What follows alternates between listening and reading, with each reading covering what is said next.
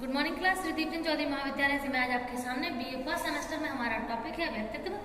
आज हम उसके बारे में पढ़ने वाले हैं। तो जैसा कि पर्सनालिटी तो सभी लोग जानते हैं। पर्सनालिटी का जो इंग्लिश मतलब हिंदी में व्यक्तित्व बोलते हैं और इंग्लिश में पर्सनालिटी बोलते हैं। पर्सनालिटी को अगर तोड़ के देखेंगे तो इसमें एक वर्ड निकलता है पर्सोना। देखो LITY छोड़ दो तो क्या निकलता है? पर्सोना। पर्सोना का मतलब होता है मुखौटा। ठीक है, मुखौटा का मतलब जैसे मान के चलिए पहले के टाइम पे, आज से 200-300 साल पुरानी बात है। उस समय क्या है कि जो ड्रामा होते हैं ना थिएटर में, ये जो ड्रामाज अपने यहाँ नहीं होते हैं, बाकी बाहर होते हैं, कॉलेजेस वगैरह में ड्रामाज होते हैं। जैसे शेक्सपियर के कितने ड्रामाज हैं वो प्ले किए जाते हैं। तो ये जो ड्रामा होते हैं तो ग्रीक जो कंट्री है वहां पर सबसे पहले ड्रामा हुआ करते थे। ठीक है, तो ड्रामा के टाइम पे मतलब उस समय ऐसे मीनिंग निकाला गया था कि जब कोई व्यक्ति किसी अन्य व्यक्ति के भूमिका को, उसके रोल को प्ले करता है और अपने अंदर उसके व्यक्तित्व के गुणों को डिफाइन करने की कोशिश करता है तो वो व्यक्तित्व कहलाता है। या मतलब वो मुखौटा उस समय पहनता है। जैसे अब तो मूवीज इतनी सारी बनने लगी हैं, 100 साल समथिंग से मूवीज बन रही हैं। 1912 से स्टार्टिंग हुई थी मूवीज बनने की, तो अभी 100 साल समथिंग से ऊपर हो चुका है। तो अब इतनी सारी मूवीज अपन देख रहे हैं। तो मूवीज में क्या होता है, मूवी में भी तो एक मुखौटा पहनते हैं। ऐसे व्यक्ति का जो हो या ना हो इससे कोई फर्क नहीं पड़ता, मतलब व्यक्ति है या नहीं, तो उनका एक रोल प्ले करने की कोशिश करते हैं और उनके व्यक्तित्व को डिफाइन करने की कोशिश करते हैं। ठीक है, तो ये क्या है?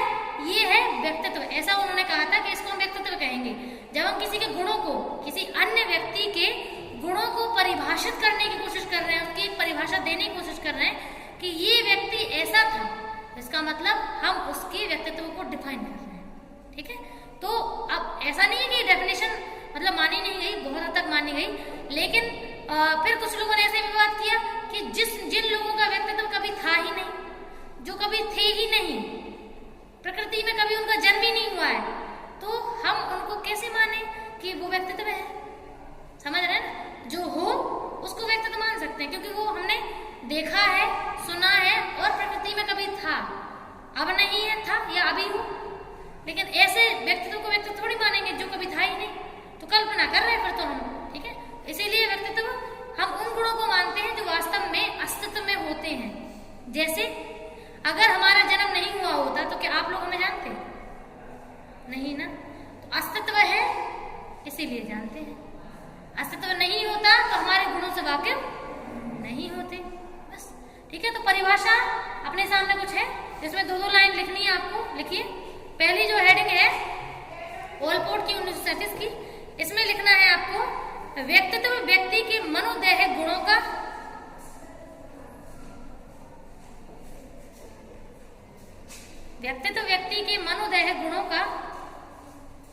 वह गत्यात्मक संगठन है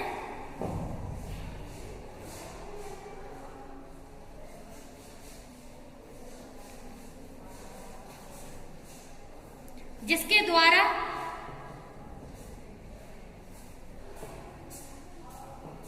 व्यक्ति अपने आसपास के वातावरण के साथ समायोजन करता है।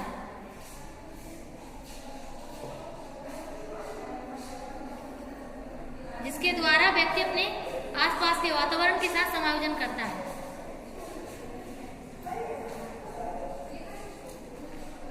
अच्छा, आप लोग रिश्तेदारी में तो गए होंगे, आपने रिश्तेदारी में कुछ अन्य लोगों को देखा होगा।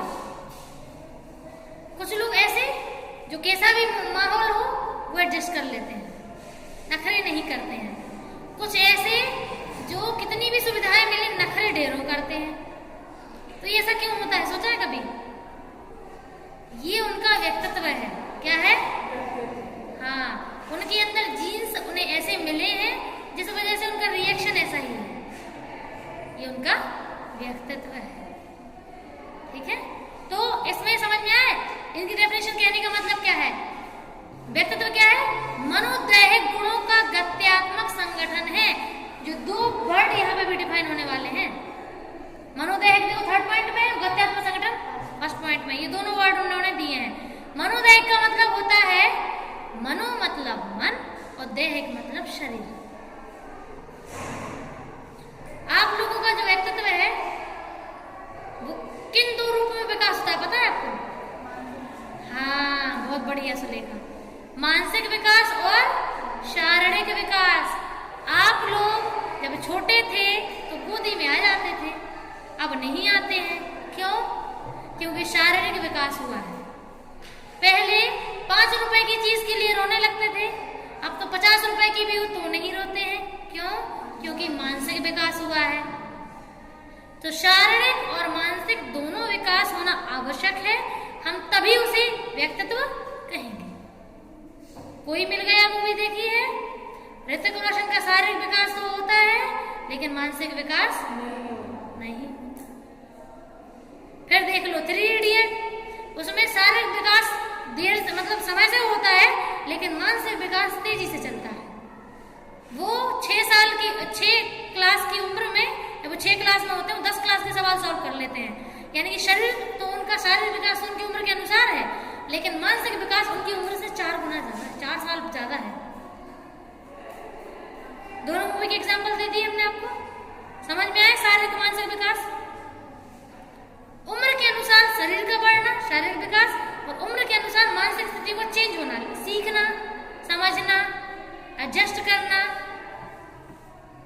तर्क करना, ये सब कुछ कहाँ से आता है? उम्र के अनुसार। इन दोनों में से अगर कोई भी एक विकास ना हो बेटा, तो हम नहीं कह सकते ये कि उसका व्यक्तित्व का विकास हुआ है। ठीक है? तो मनोदैहिक समझ में आया? मनो मतलब मानसिक और दैहिक मतलब शारीरिक। ओके? अब दूसरा वर्ड है गत्यात्मक संगठन। गत्यात्मक संगठन का मतलब क्या है? गत्यात्मक का मतलब होता है गति करना। अब जैसे पहले गोदी में आ रहे थे, अब नहीं आते हैं, तो गति हुई है शरीर की कि नहीं हुई है? शरीर ने गति की है ना, वहीं तो नहीं रहा, नहीं तो आज भी गोदी में ही होते। गति कर रहा है शरीर। और मानसिक मन गति कर रहा है कि नहीं? पहले 5 रुपए के लिए रोते थे, अब 50 के लिए भी नहीं रोते हैं, क्योंकि इज्जत दांव पे लग जाती है। अब सामने वाला क्या सोचेगा हमारे में, कुछ तो लोग कहेंगे, है ना? तो ये सब कुछ, ये क्या है? मानसिक गति हो रही है। तो गत्यात्मक संगठन क्यों कहा गया है? आप बताओ, व्यक्तित्व क्या केवल एक गुण है? व्यक्तित्व में बहुत सारे गुण होते हैं बेटा। अगर शारीरिक विकास के गुणों को ले लो तो सुंदरता, आवाज, शारीरिक सुंदरता, ये शारीरिक विकास है। आंखों का कलर, बालों का कलर, ये क्या है? ये है शारीरिक विकास। तो क्या एक चीज से सुंदरता बन गई बॉडी की? पूरे शरीर का सुंदर होना जरूरी है ना, या पूरी बॉडी का मैच्योर होना जरूरी है ना? तो संगठन कहलाया कि नहीं कहलाया? एक चीज तो नहीं थी ना, बहुत सारी चीजें आपके शरीर को सुंदर बनाती हैं। फिर दूसरा है मानसिक गत्यात्मक। तो मानसिक गति कैसे? केवल आपकी बुद्धि बढ़ी, बुद्धि के अलावा और भी चीजें तो बढ़ी। आपके इमोशन में चेंजेस हुए हैं, आप जल्दी रोते नहीं हो, आप तर्क कर सकते हो, आप मोटिवेट पहले छोटी छोटी चीजों के लिए होते, तो अब अदर चीजों, बड़ी बड़ी चीजों के लिए मोटिवेट होते हो। तो यानी कि आपके जो अभिप्रेरणा स्थिति है उसमें भी परिवर्तन हुआ है, आपकी तर्क शक्ति में परिवर्तन हुआ है ना? और आपको क्या बोलते हैं, थिंकिंग के लेवल में परिवर्तन हुआ है। पहले छोटे लेवल का थिंकिंग करते थे, जैसे छोटा बच्चा होता है वो पूछता है मम्मा ये ऐसा क्यों होता है, लेकिन आज तो नहीं पूछते हो आप लोग। आज आप लोग खुद से जवाब ढूंढने की कोशिश करते हो। यानी कि मानसिक संगठन, केवल मानसिक जो बुद्धि है या मानसिक जो गति, केवल एक चीज से नहीं बनी है बेटा, उसमें स्वभाव भी डिपेंड होता है। ठीक है?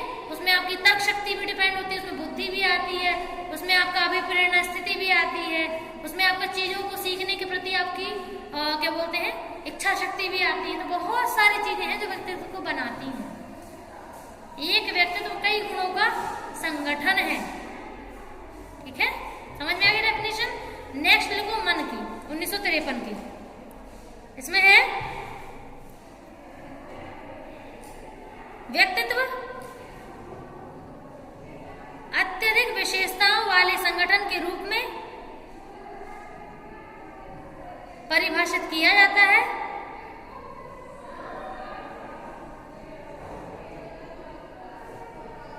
अत्यधिक विशेषताओं वाले संगठन के रूप में परिभाषित किया जाता है।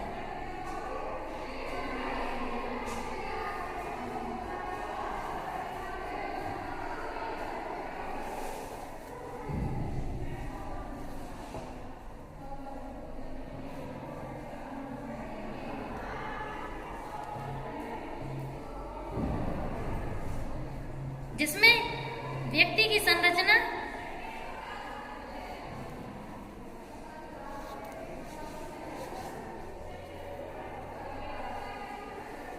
जिसमें व्यक्ति की संरचना, कौमा व्यवहार के ढंग, कौमा रुचियां, कौमा अभिवृत्तियां, कौमा क्षमताएं और अभिक्षमताएं शामिल होती हैं। ये तो इजी है डेफिनेशन, इसमें ज्यादा कुछ है नहीं।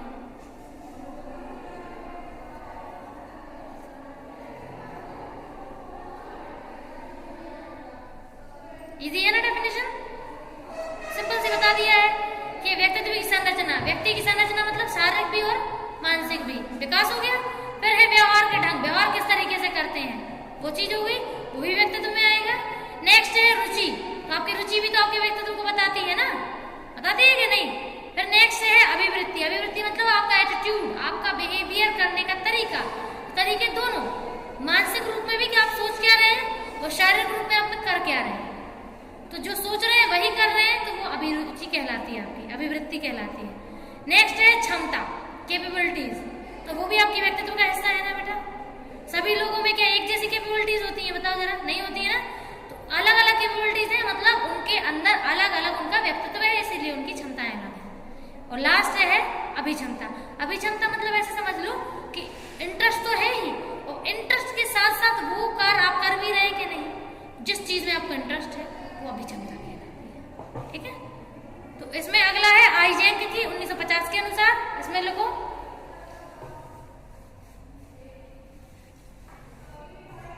व्यक्तित्व व्यक्ति के चरित्र, कौमा चित्त, कौमा प्रकृति, कौमा ज्ञान शक्ति और शारीरिक गठन का स्थायी संगठन है। स्थायी संगठन क्यों बोला, क्योंकि ये चीजें कभी बदलती नहीं है। जो चीजें आपको आनुवंशिकता से मिल गई बेटा, वे आप कितनी भी कोशिश कर लो बदल नहीं सकती। थोड़ा बहुत परिवर्तित कर सकते हो, थोड़ा बहुत सुधार कर सकते हो, लेकिन ऑल ओवर चेंज कभी नहीं कर पाओगे, क्योंकि वो आपके अंदर के आनुवंशिक गुण हैं, वही व्यक्तित्व बताते हैं। तो आपका चित्त कैसा है, चित्त मतलब आपका मन किन चीजों में लगता है। आपका चरित्र कैसा है, चरित्र का मतलब आप ईमानदार हैं कि बेईमान हैं, ये आपका चरित्र बताता है। ठीक है, फिर आपकी प्रकृति, प्रकृति मतलब आपका नेचर कैसा है, दयालु है या फिर आप लड़ाकू स्वभाव के हैं, तो ये आपकी प्रकृति हो गई। फिर ज्ञान शक्ति यानी कि आप नॉलेजेबल हैं या नहीं, ये डिपेंड करता है। और लास्ट है शारीरिक गठन, तो शरीर का जैसा रंग रूप है वो भी माता पिता से मिलता है।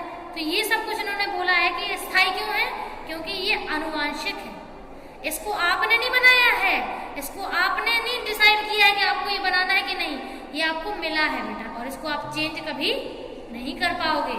ठीक है, नेक्स्ट लिखो वॉल्टर मिशेल की डेफिनेशन है 1981 की, समझ में तो आ रहा है ना।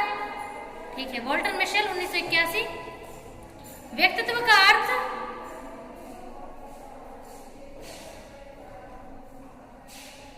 व्यवहार के उस विशिष्ट पैटर्न से होता है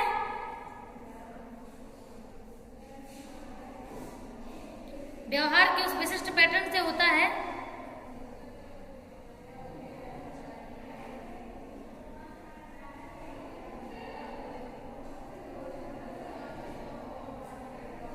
जो प्रत्येक व्यक्ति के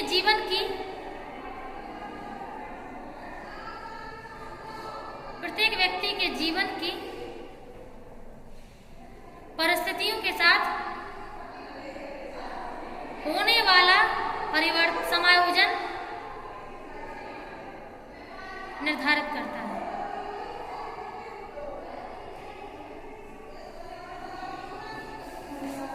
होने वाला समायोजन निर्धारित करता है। जैसे आपने देखा होगा बेटा, सब बच्चे अलग अलग फैमिलीज में पैदा होते हैं, उनको लाइफ सिचुएशन भी अलग अलग मिलती हैं, है ना। तो कुछ प्रकृति से मिलती हैं और कुछ उनके माता पिता उनके आगे परिस्थितियां डाल देते हैं। तो अब बच्चे पर डिपेंड करता है, उसके व्यक्तित्व पर डिपेंड करता है कि वो उस परिस्थिति से कैसे डील करता है। आपने वो कहानी सुनी है, पहले सभी ने सुनी होगी। एक राजा थे, उनके 3 लड़के थे, उन्हें ये डिसाइड करना था कि उन्हें अपनी प्रॉपर्टी का वारिस राजा किसे बनाना है उनके बाद। तो वो सेम अमाउंट का पैसा तीनों बच्चों को देते हैं। और वो उनसे कहते हैं कि आपको एक कमरे को भर के दिखाना है। तो तीनों लोग अलग अलग स्ट्रेटेजीज यूज करते हैं। तो आप समझ रहे हो ना कि उन तीनों का व्यक्तित्व अलग है, तीनों को सिचुएशन तो सेम मिली थी। अब समायोजन कैसे करते हैं वो चेक करना है। अगर ये उन्होंने सही तरीके से कर दिया तो इसका मतलब है कि उनके व्यक्तित्व का परीक्षण आप कर लेंगे कि जो उनका पैटर्न ऑफ बिहेवियर है, जिस तरीके से व्यवहार कर रहे हैं, वो जीवन में आगे एक अच्छा राजा बनने के लिए सही है या नहीं है। बस हो गया। चलिए नेक्स्ट लिखिए। वेरन के अनुसार विशिष्ट संवेग चिंतन, संवेग चिंतन और व्यवहार को सापेक्ष रूप से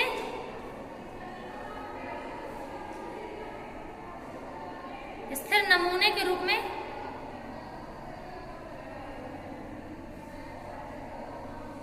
व्यक्तित्व कार्य करता है।